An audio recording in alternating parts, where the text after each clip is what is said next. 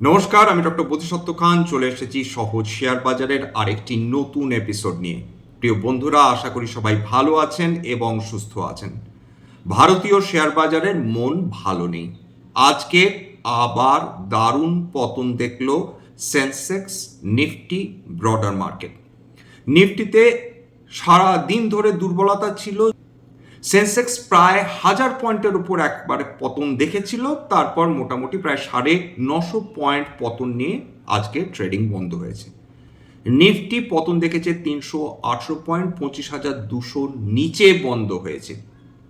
এবং যদি সার্বিকভাবে বিশ্বের সমগ্র বাজারগুলো দেখেন, বুঝতে পারবেন সেখানে মারাত্মক আতঙ্ক রয়েছে এমনটি নয়, কিন্তু একমাত্র আতঙ্ক পরিলক্ষিত হচ্ছে কিন্তু ভারতীয় শেয়ার বাজারে, সেখানে ক্রমাগত কারেকশন চলেছে।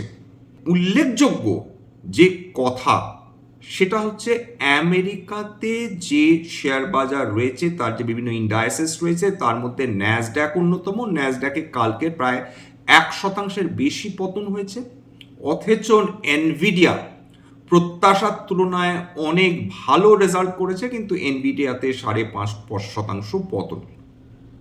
কসপি, নিক্কেই এরা দারুণ আউটপারফর্ম করে চলেছিল এশীয় বাজারগুলোকে, বিশ্বের অন্যান্য বাজারগুলোকে। আজকে সামান্য উত্থান নিয়ে বন্ধ হয়েছে। ওভারঅল এশীয় মার্কেট মিক্স ছিল, এবং যদি ক্যাকড্যাক ফুটসি দেখেন সেখানেও কিন্তু একটা মিক্স পারফরমেন্স আমরা দেখতে পেয়েছি। বিশ্ববাজার দারুণভাবে ক্ষতিগ্রস্ত হয়েছে, সেখানে দারুণ পতন হয়েছে এমনটি নয়, অথচ ভারতীয় শেয়ার বাজারে আমরা কিন্তু দুর্বলতা দেখেই চলেছি। বিগতকাল রাত্রে কয়েক হাজার কোটি টাকার শেয়ার বিক্রি করে এফআইআইসরা চলে গিয়েছে।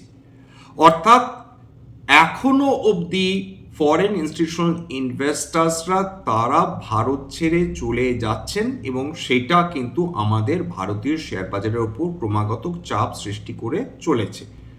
আজকের যেভাবে বাজার পড়ল তাতে এটা সহজেই অনুমেয় যে আজকের রাতে যখন এফআইআই ডিআইআই ডেটা আসবে, খুব সম্ভব আমরা দেখতে পাবো ফরেন ইনস্টিটিউশনাল ইনভেস্টার্সরা আবার বিপুল হারে বিক্রি তারা করে ফেলেছে।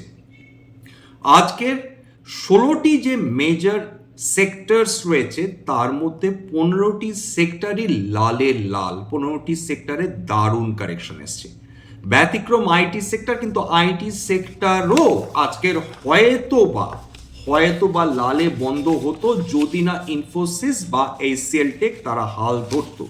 কেবলমাত্র এই দুটি কোম্পানির শেয়ারে উত্থানের ফলে আজকের সামগ্রিকভাবে নিফটি আইটিতে হালকা হলেও পজিটিভ একটা মুভমেন্ট আমরা দেখেছি। সুতরাং কখনোই এটা বলা যাবে না বিশ্বাসের সঙ্গে যে নিফটি আইটি ফিরে আসছে বা ফিরে এসেছে, কারণ এমন কোনো ইন্ডিকেশন নেই।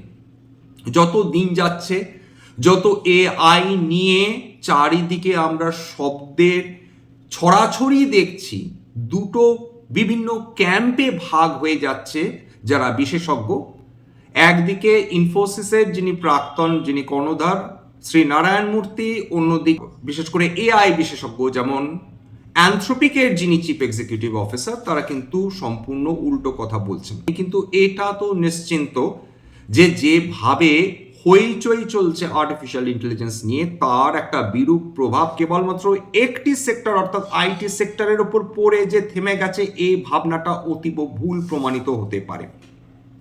আজকে নিফটি অটো প্রায় 2.5% ডাউন, নিফটি স্মল ক্যাপ 1.1% কাছাকাছি কারেকশন, নিফটি মিড ক্যাপ 100 1.14% কাছাকাছি কারেকশন, নিফটি ব্যাংক 1% উপর কারেকশন।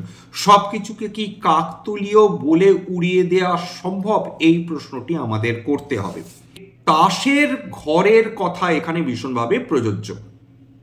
এক তাসের ঘর সাজানো থাকে বিভিন্ন তাস দিয়ে, একটি তাস যদি কোনোভাবে পড়ে যায়, অন্যান্য তাসগুলো একই সঙ্গে কিন্তু তারা পড়তে থাকে এবং তাসের ঘর ভেঙে যায়। আইটি সেক্টর যে কি গুরুত্বপূর্ণ সেটা বিগতকালের এপিসোডেই আলোচনা করেছি, এবং আইটির ওপর অন্যান্য সেক্টর যে আরো বেশি করে ডিপেন্ডেন্ট, তার কারণটাই মাল্টিপ্লায়ার এফেক্ট।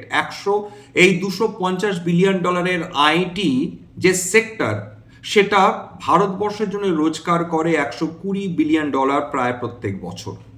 এবং তার 5 গুণ একটা মাল্টিপ্লায়ার এফেক্ট আছে, অর্থাৎ যারা আইটিতে কর্মরত তারা হয় ফ্ল্যাট কিনছেন, নয় দামি গাড়ি কিনছেন, নয় লাক্সারি ট্যুরিজমে তারা ইনভলভ থাকছেন, নতবা তারা হাই এন্ড কনজামশন করছেন, যেটা মানুষের চিন্তা ধীরে ধীরে বৃদ্ধি করছে, যার এফেক্ট, নেগেটিভ এফেক্ট আমরা রিয়েল এস্টেট সেক্টরেও আজকে দেখেছি। রিয়েল এস্টেট সেক্টরেও প্রায় আজকে 2% ওপর কিন্তু পতন, এবং কেবলমাত্র একটা সেক্টরের সঙ্গে আরেকটা সেক্টরের রিলেশন নয়, আজকে প্রায় সমস্ত সেক্টরের পতন। নিফটি ডিফেন্স সেটা 1% উপর পতন। যদি কনজামশন এর কারণে যদি নিফটি রিয়েলটিতে পতন হয়, তাহলে আজকে নিফটি এফএমসিজিতে কেন পতন এলো? বিশেষজ্ঞরা মনে করছেন হয়তো বা একটা কানেকশন থাকতে পারে, ইনফরমেশন টেকনোলজি সেক্টরে যে ডিসরাপশন চলছে তার একটা নেগেটিভ এফেক্ট কিন্তু কনজামশন সেক্টরের ওপর পড়লেও পড়ে থাকতে পারে। অর্থাৎ একদিকে নিফটি রিয়েলটি পড়লো, আজকে Nifty fast moving consumer goods পড়লো, নিফটি অটো 2.2% পতন হলো। একটা সম্পর্ক খুঁজে পাওয়া যাচ্ছে, অর্থাৎ যে এরিয়াতে যারা কনজিউম করেন তাদের অধিকাংশই কিন্তু আইটি সেক্টরের এমপ্লয়ি। যথেষ্ট ভাবনার বিষয়। নিফটি ব্যাংক আজকের 1% উপর পতন। যে নিফটি পিএসইউ তারা বাজারকে আশ্বাস দেওয়ার চেষ্টা করছিল, তারা আজকে 0.6% পতন। সুতরাং কোনো সেক্টরই আজকের ভারতীয় শেয়ার বাজারকে কোনো ধরনের ভরসা তো দিতেই পারেনি। আজকের কমোডিটিসগুলোর দাম দারুণভাবে বৃদ্ধি পেয়েছে, অর্থাৎ সোনার দাম বৃদ্ধি পেয়েছে, রূপোর দাম বৃদ্ধি পেয়েছে, কপারের দাম বৃদ্ধি পেয়েছে, আন্তর্জাতিক বাজারে ক্রুড অয়েলের দাম বৃদ্ধি পেয়েছে। তা সত্ত্বেও আজকে নিফটি মেটাল সেক্টরেও আমরা পতন দেখেছি। বিএসসি মেটালসের কথা ধরুন, সেখানে 1.57% আজকের পতন নিয়ে কিন্তু শেষ পর্যন্ত বন্ধ হয়েছে। বাজারে সার্বিকভাবে পতন আসে, প্রথমেই ক্ষতিগ্রস্ত হতে থাকে কিন্তু নিফটি ক্যাপিটাল মার্কেট স্টকসগুলো। এর মধ্যে নিফটি ক্যাপিটাল মার্কেটস ইন্ডাইস যেটা রয়েছে তার মধ্যে কি কি কোম্পানির স্টক রয়েছে? তার মধ্যে অ্যাসেট ম্যানেজমেন্ট কোম্পানিজ রয়েছে, তাতে ওয়েলথ ম্যানেজমেন্ট কোম্পানিজ রয়েছে, তাতে স্টক এক্সচেঞ্জেস রয়েছে, তাতে ব্রোকিং হাউসেস রয়েছে, এনার্জি এক্সচেঞ্জেস রয়েছে, টেকনোলজি, ফিনান্সিয়াল টেকনোলজি কোম্পানিজগুলো রয়েছে, এবং তাতে কমোডিটি এক্সচেঞ্জেস রয়েছে। সমস্ত কিছুতে আজকের পতন, এবং ক্যাপিটাল মার্কেট আজকে 2.2% পতন দেখেছে। এখানে একটা ডাইরেক্ট কোরিলেশন রয়েছে, অর্থাৎ মার্কেট যখন খারাপ অবস্থার মধ্যে দিয়ে যায় তখন ইউজুয়ালি ট্রেডার্সরা রিফ্রেন করেন, বিনিয়োগকারীরা টাকা বিনিয়োগ করতে ভয় পান, ভলিউম অফ ট্রেড কমে যায়, এবং সেটা একটা নেগেটিভ ইম্প্যাক্ট ফেলে বই কি বিভিন্ন ক্যাপিটাল মার্কেট স্টকসের ওপর, যেটা আজকে আমরা দেখতে পেলাম। উদাহরণ হিসাবে দেখুন, এঞ্জেল ওয়ান আজকে প্রায় 5.5% পতন, বিএসসি লিমিটেড 3.3% উপর পতন, সিডিএসএল ডিপোজিটারি 1.82% পতন, ক্যাম্পস 4.37% পতন, এইচডিএফসি অ্যাসেট ম্যানেজমেন্ট কোম্পানি 2% উপর পতন। ক্রুড অয়েল এবং ব্রেন্ট ক্রুড দেখেন সেটা $67 থেকে $71 প্রতি ব্যারেলের মধ্যে ট্রেড করছে। ভারতীয় মুদ্রায় 6,074 টাকা, লাস্ট যে ডেটা 6,074 টাকা প্রতি ব্যারেল ট্রেড করছিল। তার মানে কোনো না কোনো আতঙ্কে বাজার ভুগছে। আইটি সেক্টরে যখন কনজামশনের জন্য মানুষ লোন নেন, সেটা তারা ব্যাংক থেকে নেন, সেটা গাড়ি কেনার জন্য হোক, সেটা বাড়ি কেনার জন্য হোক, সেটা এক্সপেন্সিভ ট্যুর এবং ট্রাভেলিং এর জন্য হোক, তারা কিন্তু এই ব্যাংকগুলো থেকে লোন নেন। এরকম কি হতে পারে?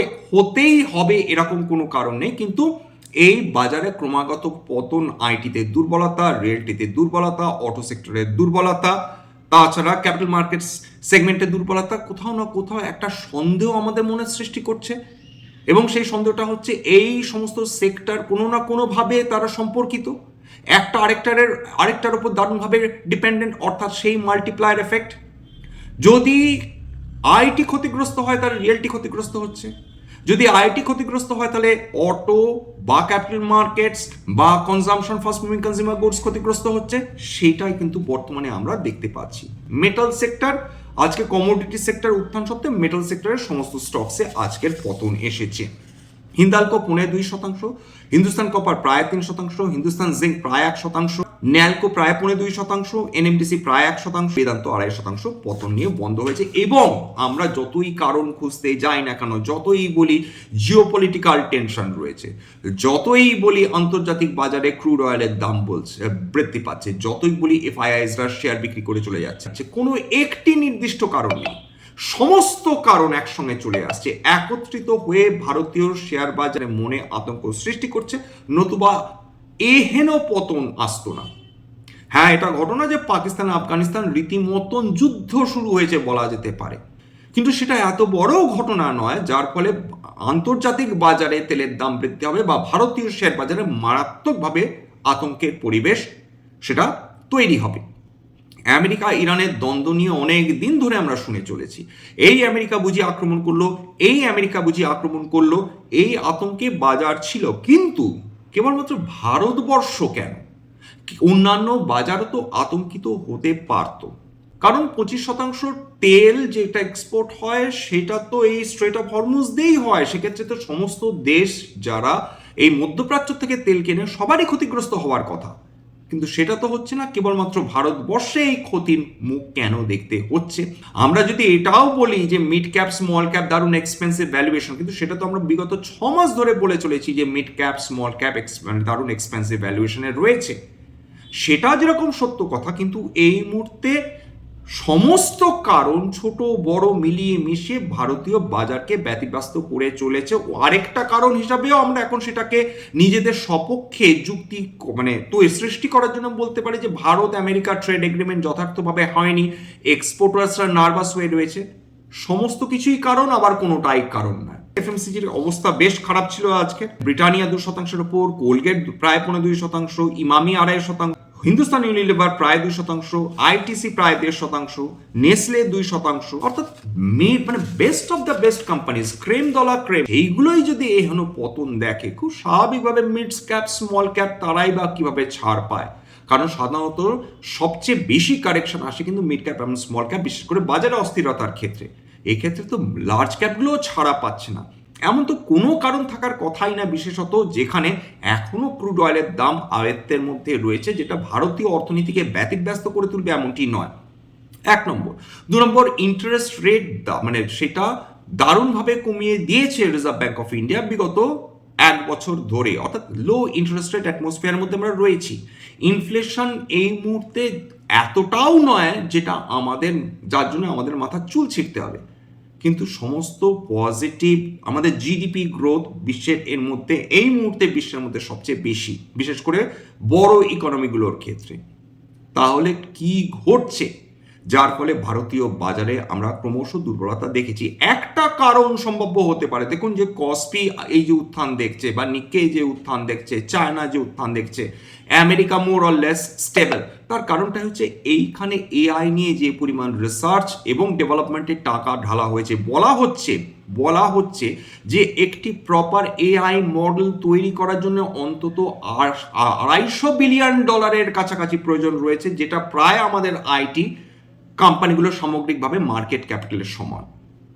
তার মানে যেটা দাঁড়াচ্ছে যে যেখানে আমেরিকাতে কয়েকশো থেকে কয়েক হাজার বিলিয়ন ডলার বা $1 ট্রিলিয়ন কাছাকাছি সমস্ত বড় বড় কোম্পানিগুলোর ঢালার প্রতিশ্রুতি দিয়েছে সামনের কয়েক বছরে, সেখানে ভারতবর্ষ এই মুহূর্তে অতীব একটি ক্ষুদ্র প্লেয়ার বললে কম বলা হয়। এবং এই সমস্ত দেশগুলো যেগুলোর নাম বললাম তারা অলরেডি দারুণভাবে বিনিয়োগ করা শুরু করে দিয়েছে, এবং এরা প্রত্যেকে কিন্তু ডেভেলপড ইকোনমির অংশ। করবো আজকে 52 সপ্তাহের নিম্নস্তর যেগুলো ছুঁয়েছে, এর মধ্যে Ola Electric, IRCTC, Brigade Enterprises, বেশ কিছু আইটি শেয়ার যেমন First Solution, Emami, BSF, Suzlon, ACC, Coforge, Sonata, Cyient, Bata India, Page Industries, Abbott India প্রভৃতি। স্ট্যান্ডার্ড ডিসক্লোজার যে কোম্পানিজগুলো নিয়ে আলোচনা করলাম, হতে পারে তার মধ্যে কয়েকটা কোম্পানিতে আমার বা আমার পরিবারে বিনিয়োগ থাকলেও থাকতে পারে। ভবিষ্যতে যদি নতুন করে কিনি বা বিনিয়োগ করি, আগাম বিজ্ঞপ্তি দিয়ে কিনতে বা বিক্রি করতে পারবো না। স্ট্যান্ডার্ড ডিসক্লেমার, এটা কেবলমাত্র একটা এডুকেশন চ্যানেল। বাঙালি বিনিয়োগকারীদের ইনভেস্টার অ্যাওয়ারনেস বৃদ্ধির জন্য এখানে কোনো ধরনের কোনো শেয়ারে buy sell recommendation, suggestion, advice এমনকি ইনফ্লুয়েন্স করার প্রচেষ্টা নেই। আমার কথা শুনে যদি কোনো শেয়ারে বাই সেল সিদ্ধান্ত নেন, ক্ষতির মুখোমুখি হতে পারেন। সুতরাং সবসময় একজন সেবি রেজিস্টার্ড ইনভেস্টমেন্ট অ্যাডভাইসারের পরামর্শ নেওয়ার চেষ্টা করুন বা নিজের ডিউ ডিলিজেন্স করুন, সেক্ষেত্রে আপনারা উপকৃত হলেও হতে পারেন। সবশেষে যেটা বলি, যদি এই ধরনের এপিসোড আপনাদের ভালো লাগে প্লিজ একটা লাইক দেবেন, প্লিজ সাবস্ক্রাইব করবেন, এবং যদি সত্যি মনে আমার বাঙালি ভাই বোনদের জীবনে একটুখানি ভ্যালু অ্যাড করতে সক্ষম হচ্ছি, প্লিজ নিজের গ্রুপে শেয়ার করে দেবেন, যাতে সত্যি বহু বাঙালি বিনিয়োগকারীর কাছে এই ধরনের এপিসোড পৌঁছে যায় এবং তারা উপকৃত হন। আজকের জন্য নমস্কার।